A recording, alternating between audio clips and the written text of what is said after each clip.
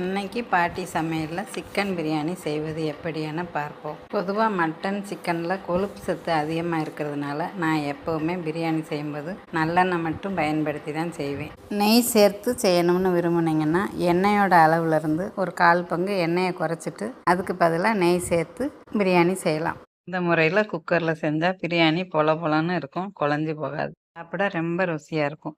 பொதுவாக 1 கிலோ சீரக சம்பா அரிசிக்கு மட்டன்னா 1 கிலோ போடணும். அதுவே சிக்கனாக இருந்தால் 1.5 கிலோ போடணும். இதுதான் கறியோட அளவு. இதை விட குறைச்சி போடுறதுனாலும் போட்டுக்கிறலாம், கூட்டி போடுறதுனாலும் போட்டுக்கிறலாம், நம்ம விருப்பம்தான். அன்னைக்கு 2 கப்பு அரிசி எடுத்திருக்கேன். அதாவது 300 கிராம் சீரக சம்பா அரிசி எடுத்திருக்கேன். அதுக்கு 500 கிராம் சிக்கன் வாங்கி மஞ்சத்தூள் போட்டு நல்லா கழுவி வச்சிருக்கேன். அடுத்து கழுவி வச்சிருக்கிற சிக்கனில் தேவையான அளவு உப்பு, 3/4 டீஸ்பூன் மிளகாய்த்தூள், 2 டேபிள் ஸ்பூன் தயிர் சேர்த்து நல்லா பிசைஞ்சு விடணும். இப்படி நல்லா பிசைஞ்சிட்டு குறைஞ்சது 1 மணி நேரம் ஊற வைக்கணும். அப்போதான் சிக்கன் சாப்பிட்றதுக்கு சக்கையாக இல்லாமல் மெதுவாக இருக்கும். இப்போ சிக்கனை நல்லா பிசைஞ்சு ஊற வச்சாச்சு.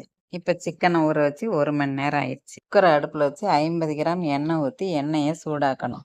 எண்ணெய் சூடாகிற இந்த நேரத்தில் 2 கப்பு சீரக சம்பா அரிசி எடுத்து நல்லா கழுவிட்டு ஊற வச்சிடணும். அரிசி 1/2 மணி நேரம் தண்ணியில் ஊறட்டும். இந்த நேரத்தில் குக்கரில் செய்கிற எல்லா வேலையுமே செஞ்சு முடிச்சிடலாம். இப்போ அரிசியை கழுவி ஊற வச்சாச்சு. எண்ணெயும் சூடாயிருச்சு. சூடான எண்ணெயில் பிரிஞ்சி இலை போட்டு நல்லா பொரிய விடணும். பிரிஞ்சி இலை எண்ணெயில் நல்லா பொரியவும் நீல வாக்கின நறுக்குனா 3 பல்லாரி வெங்காயத்தை போடணும். போட்டுட்டு வெங்காயத்தை நல்லா வதக்கணும். வெங்காயம் இந்த அளவுக்கு நல்லா வதங்கவும் விதை நீக்கிய 3 பச்சை மிளகாயை போடணும். பச்சை மிளகாயை போட்டுட்டு லேசாக வதக்கின பிறகு இஞ்சி பூண்டு சேர்த்து அரைத்த பேஸ்ட்டு 3 டேபிள் ஸ்பூன் போடணும். கூடவே புதினா மல்லி சேர்த்து அரைச்ச பேஸ்ட்டு 2 டேபிள் ஸ்பூன் போடணும். நான் எப்பவும் வீட்டில் பேஸ்ட்டை அரைச்சி வச்சுட்டு அதிலிருந்து எடுத்து போடுவேன். உடனே அரைச்சி போடணும்னா 1/2 கிலோ சீரக சம்பா பிரியாணி அரிசிக்கு 50 கிராம் இஞ்சி, 50 கிராம் பூண்டு, 50 கிராம் புதினா, 50 கிராம் மல்லி சேர்க்கணும். இந்த அளவை பயன்படுத்தி அரிசி எவ்வளவு எடுக்கிறோமோ அதுக்கு தேவையான அளவு எடுத்து சேர்த்துக்கிறோம். இஞ்சி பூண்டு பேஸ்ட்டு, புதினா மல்லி பேஸ்ட்டு போட்டு நல்லா வதக்கிட்டு கூடவே கரம் மசாலா தூள் சேர்க்கணும். நான் சின்ன ஸ்பூனால் எடுத்துக்கிறதுனால 2 தடவை போட்டிருக்கேன். டீஸ்பூனில் அளவு போட்டால் 3/4 டீஸ்பூன் கரம் மசாலா தூள் போடணும்.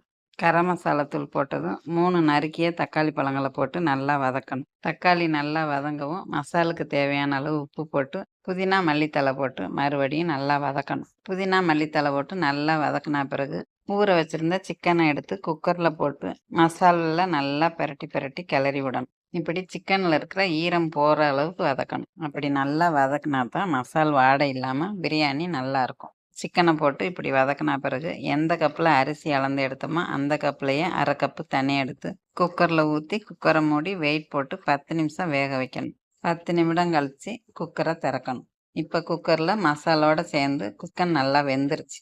இப்படி மசாலோடு சேர்த்து சிக்கனை வேக வைக்கும்போது பாருங்கள், சிக்கன் குழஞ்சி போகாமல் அதே சமயத்தில் நல்லா வெந்துருக்கு. இப்போ அரிசிக்கு தேவையான அளவு தண்ணி சேர்க்கணும். 1 கப்பு அரிசிக்கு 2 கப்பு தண்ணி சேர்க்கணும். அப்போ இன்னைக்கு எடுத்துருக்கிற 2 கப்பு அரிசிக்கு 4 கப்பு தண்ணி சேர்க்கணும். ஆனால் ஏற்கனவே சிக்கனை வேக வைக்கும்போது 1/2 டம்ளர் தண்ணி சேர்த்து வேக வச்சதுனால அந்த 1/2 கப்பை கம்மி பண்ணிவிட்டு 3/2 கப்பு தண்ணி ஊற்றணும். 3/2 கப்பு தண்ணி ஊற்றிட்டு ஒரு கரண்டியால் நல்லா கிளறி விட்டுறணும். இப்போ அடுப்பை கூட்டி வச்சு தண்ணியை நல்லா கொதிக்க விடணும்.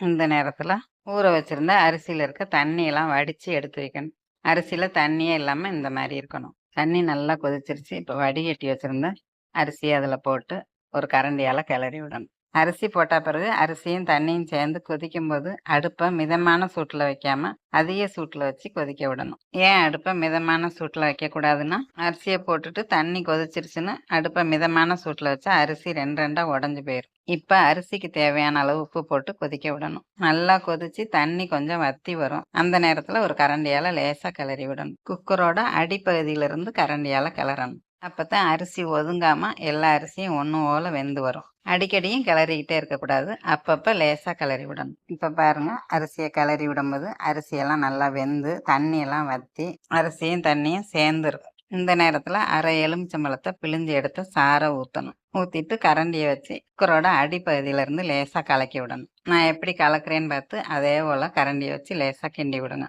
இப்படி செய்கிறதே அரிசி உடஞ்சி போகாமல் பிரியாணி பொல பொலன்னு வர்றதுக்காகத்தான் இந்த மாதிரி கிண்டணும். இப்போ அரிசியும் தண்ணியும் ஒன்றா கலந்து இந்த அளவுக்கு வரவும் இப்போ அடுப்பில் இருந்து குக்கரை 1 நிமிஷம் எடுத்துட்டு தம் போடுறதுக்காக ஒரு தோசைக்கல்லை எடுத்து அடுப்பில் வைக்கணும். தோசைக்கல்லை வச்சுட்டு மறுபடியும் குக்கரை தூக்கி தோசைக்கல் மேலே வச்சிடணும். இப்போ தோசைக்கல் சூடாகட்டும். இந்த நேரத்தில் பக்கத்து அடுப்பில் தம் போடுறதுக்காக ஒரு பாத்திரத்தில் தண்ணியை எடுத்து சுட வைக்கணும். தண்ணி சூடாகட்டும். தோசைக்கல் சூடாகவும் இப்படி கொதி வரும். இப்போ ஒரு கரண்டியால் லேசாக கிளறிட்டு குக்கரை மூடி வெயிட் போட்டு அடுப்பை சிம்மில் 5 நிமிஷம் வைக்கணும். சிம்மில் வச்சு 5 நிமிஷம் கழித்து குக்கரில் உள்ள வெயிட்டை திறந்து பார்க்கணும். ஸ்டீமெல்லாம் இருக்காது, அப்படியே திறக்கலாம். அடுப்பு சிம்லேயே இருக்கட்டும். குக்கரை திறந்து பார்த்தா அரிசி முக்காப்பதம் வெந்து இந்த மாதிரி இருக்கும். இப்போ இது கூட கரம் மசாலா தூள் போடணும். அதனால லேசாக கரண்டி வச்சு கிளறிட்டு கரம் மசாலா தூள் 1/2 டீஸ்பூன் போட்டு மறுபடியும் லேசாக கிளறி விடணும்.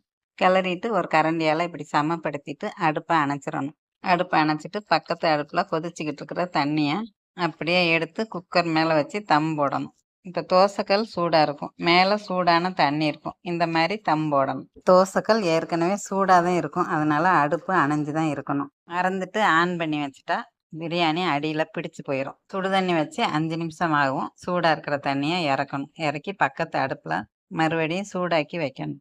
இப்போ பிரியாணி ஒரு கரண்டியால் எடுத்து தண்ணியெல்லாம் வற்றிடுச்சா, பிரியாணி பொல பொலன்னு வெந்துருச்சான்னு பார்க்கணும்.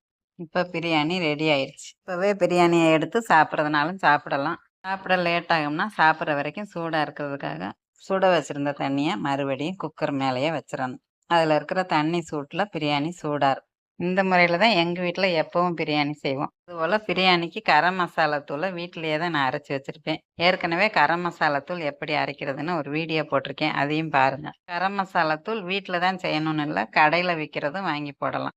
நீங்களும் இந்த முறையில் ஒரு தடவை செஞ்சு பாருங்கள். உங்களுக்கு பிடிச்சிருந்தா என்னோட சேனலை சப்ஸ்கிரைப் செய்து உங்கள் உறவினர் நண்பர்களுடன் பகிர்ந்து கொள்ளுங்கள். நன்றி, வணக்கம்.